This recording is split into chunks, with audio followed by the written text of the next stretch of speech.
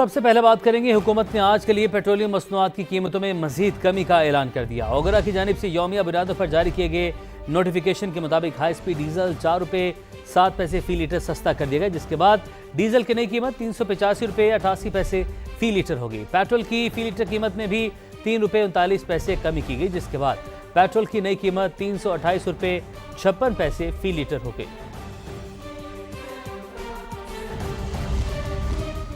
अब आपको बताएं कि कराची के नौजवान ताजिर मीर रजा की मौत के केस में इंतहाई अहम पेशरफ्त हुई।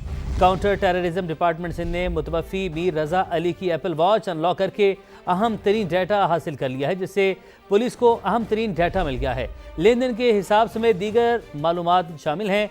घड़ी और फ़ोन से डाटा डिलीट किया गया था। नवीद कमाल हमारे साथ मौजूद हैं। नवीद, क्या पेशरफ्त सामने आई है? बिल्कुल, ये एप्पल वॉच की जो लॉक थी, इसको अनलॉक करने के, ये डेटा हासिल करने के लिए काउंटर टेररिज्म डिपार्टमेंट भिजवाया गया था।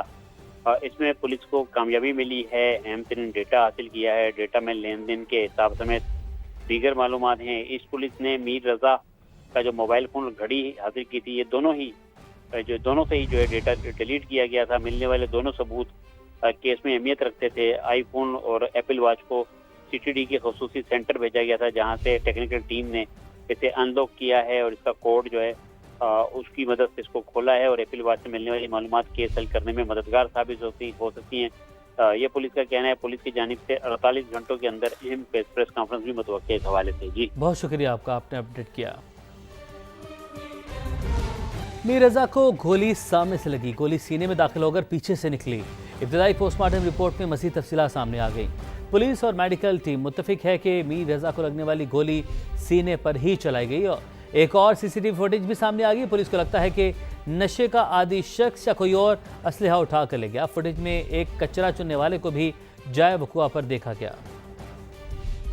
मीर रजा को गोली पीछे से नहीं सामने से लगी। इब्तदाई पोस्टमार्टम रिपोर्ट में इंकशाफ हुआ कि गोली सीने से दाखिल होकर पीछे से निकली। लाश की कमर पर गोली का छोटा जबकि सीने पर बड़ा निशान था। सरबराह तफ्तीशी टीम एसएसपी समीउल्लाह सोमरो के मुताबिक गोली के निशान से गोली की सिमत का तयन नहीं होगा। गोली के एंट्री पॉइंट पर जलने का स्याह निशान होता है। मीर रजा के सीने पर अंदरूनी जानिब गोली का स्याह निशान मौजूद है। पोस्टमार्टम में ये भी इंकशाफ हुआ कि लाश 24 से 36 घंटे पुरानी थी। पुलिस शुबा जाहिर कर रही है कि मीर रजा ने खुदकुशी की, मगर जिस पिस्तौल से गोली चली वो गायब है। खुदकुशी की है तो पिस्तौल कहां गया? सामान्य 29 जुलाई की सुबह 8 बजे की सीसीटीवी फुटेज भी हासिल कर ली। फुटेज में जाए वकुआ पर थैला उठाए कचरा चुनने वाले को देखा जा सकता है। कचरा चुनने वाला जाए वकुआ पर 8:03 पर पहुंचा, कुछ देर रुका, झाड़ियों की तरफ गया और 8:10 पर उसे वापस जाते देखा गया। पुलिस ने शुबा जाहिर किया है कि पिस्तौल कचरा चुनने वाला ही लेकर गया होगा, जिसकी तलाश जारी है। नवीद कमाल, समा, कराची।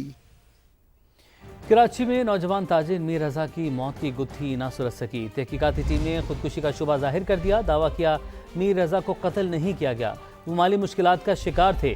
तीनों बैंक अकाउंट्स खाली हो चुके थे। मुतवफ़ी की डिजिटल वॉच से मैसेज रिकवर हो गया, जिसमें एक दोस्त ने 3 करोड़ रुपए कर्ज वापस मांगा था।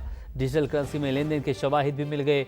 कराची में नौजवान ताजिर मीर रजा की मौत, वालिदैन वाक़े को कत्ल करार देते रहे, इंसाफ की दुहाइयां देते रहे, मगर तहकीकाती टीम ने मीर रजा की मौत को खुदकुशी करार दे दिया। तफ्तीशी हुक्काम का दावा है कि मीर रजा माली मुश्किलात का शिकार था। तीनों बैंक अकाउंट्स खाली हो चुके थे। 24 जुलाई को तीसरे अकाउंट से आखिरी ट्रांजैक्शन हुई, जिसमें 70 पैसे कटौती हुई। रिकवरी मैसेज में दोस्त ने 3 करोड़ रुपए वापस मांगे थे। मीर रजा ने कल बात करने का जवाब दिया। पुलिस ने कर्जदारों की लिस्ट बनाई तो पता चला मीर रजा 8 अफराद का मकरूज था। कॉल रिकॉर्ड से आखिरी 15 अफराद का डेटा भी निकाला गया। तफ्तीशी टीम का तमाम अफराद की आखिरी लोकेशन के लिए वफाकी हसास इदारे से राब्ता। मुतवफ़ी के दोस्तों के बयानात भी रिकॉर्ड। पुलिस को डिजिटल करेंसी में लेन देन के शवाहिद भी मिल गए। पुलिस ने शुबा जाहिर किया है कि कर्ज अदा न करने के बाइस मीर रजा ने अपनी जान ली। शाहनवाज कादरी, समा, कराची। बेटे ने खुदकुशी नहीं की, मनसूबाबंदी से कत्ल किया, तशद्दुद से चेहरा खराब करके शनाख्त मिटाएगी। मीर रजा के वालिद की दुहाई। समा से गुफ्तगू में कहा, एक दिन पहले लाश वहाँ मौजूद नहीं थी तो दूसरे दिन कहाँ से लाई गई? अगर उसी मकाम पर खुद को गोली मारी तो खून कहाँ गया? आला हुकाम से दरख्वास्त है शफाफ तहकीकात करवा कर इंसाफ फराहम किया जाए। मुहाफिज या दरिंदा। लाहौर में पुलिस अफसर ने थाने के अंदर जहनी मासूल लड़की को ज्यादती का निशाना बना दिया। गाजियाबाद में ज्यादती केस की अंदरूनी कहानी सामने आ गई। संगीन जुर्म पर SHO समेत पूरा थाना मुअत्तल कर दिया गया। पुलिस के मुताबिक मुलजिम ASI मुलजिम लड़की को तफ्तीश के बहाने मोटरसाइकिल पर बिठाकर थाने लाया और ज्यादती के बाद खुद ही वापस छोड़ा। अफसरान को वाकई से लाइन रखने पर डीआईजी ऑपरेशन ने नोटिस लेते हुए एसएचओ समेत तमाम 78 एहलकार मुअत्तल कर दिए। अब बात करेंगे आज़ाद कश्मीर इलेक्शन का दूसरा राउंड। हल्का LA 27 और LA 28 मुजफ्फराबाद के गैर हतमी गैर सरकारी नताइज की आमद का सिलसिला जारी है।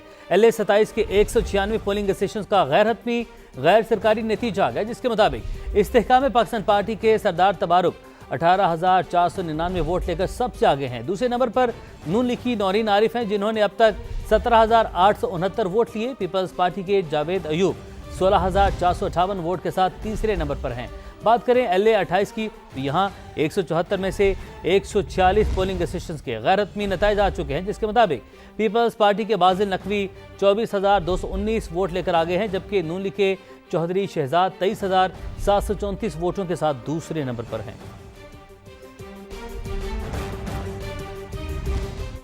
हमने आइन और कानून के मुताबिक इंतखाबात करवाए, धांधली के इल्जामात गलत हैं। Chief election commissioner Azad Kashmir justice retired Ghulam Mustafa Mughal की programme red line with Talat में गुफ्तगू। कहा, ट्रिब्यूनल कायम कर दिए हैं, मुतासरा उम्मीदवार सबूत पेश करके फैसला अपने हक में ले सकता है। बोले, इंतखाबात का तीसरा मरहला मुश्किल है। सदनौती और थरोड़ा में इलेक्शन करवाने या ना करवाने का फैसला 2 दिन में हो जाएगा। आइन और कानून के मुताबिक इलेक्शन करवाएं। धांधली के जो इल्जाम है वो गलत है। लोगों ने वोट डाले, लोग जिसको चाहते हैं वोट देते हैं। दरख्वास्तें जो है ना वो व्हाट्सएप के जरिए आई हैं, बाद में तहरीरी तौर पर भी दिए। इल्जाम जितने भी संगीन हो, जब तक वो साबित नहीं होते तो उस वक्त तक कोई भी अदारा हो, अदालत हो, वो उसका फैसला नहीं कर सकती। ट्रिब्यूनल कायम है, मुतासरा फरीक है, वो जाकर वहाँ पिटीशन दायर कर सकता है और सबूत देकर अपने हक में फैसला ले सकता है। तीसरा मसला डिफिकल्ट है, क्रूशल है। जीरा, सदनौती और सिटी थोराड है, इन जगहों पर चूंकि अब धरना था, इन लोगों को कंपेन करने का भी मौका नहीं मिला। इस पर हम 2 दिन में फैसला करेंगे। दीगर खबरें शामिल करते हैं। बात करते हैं मशरिक़ वस्ता की सूरत हाल की। अमेरिकी सदर डोनाल्ड ट्रंप को आज अपने हुर्मस मुकम्मल तौर पर खुलने की उम्मीद। कहते हैं ईरान के पास यह आखिरी मौका है कि वो दस्तावेज पर दस्तखत कर दे, वरना पछताएगा। ओवल ऑफिस में गुफ्तगू करते अमेरिकी सदर ने कहा, मुज़ाकरात शुरू हो चुके, मामला दुरुस्त समत में जा रहे हैं। डील ना हुई तो ईरान को तबाही का सामना करना पड़ेगा। तेहरान मुज़ाकरात की तरदीद नहीं कर रहा क्योंकि बातचीत उसकी दरख्वास्त पर हो रही है। अमेरिकी सदर ने यह भी वाज़ेह कर दिया कि ईरान को अपने हुर्मस से गुजरने की फीस नहीं लेने दूंगा। ईरान आबद हुर्मस में किसी दूसरे रास्ते की इजाज़त नहीं देगा। ईरानी सुप्रीम लीडर के मुशीर मोहसिन रज़ाई ने खबरदार कर दिया, वाज़ेह किया कि आबद हुर्मस को अमेरिका की शराइत पर दोबारा नहीं खोला जाएगा। अगर जंगी जहाज़ भी लाया गया तो उसे तबाह कर दिया जाएगा। अमेरिका ने फ़ौज उतारी तो वो भी निशाने पर होगी। ईरान के मुंजमद फंड्स बहाल और हुर्मस में मुदाखलत बंद करना होगी।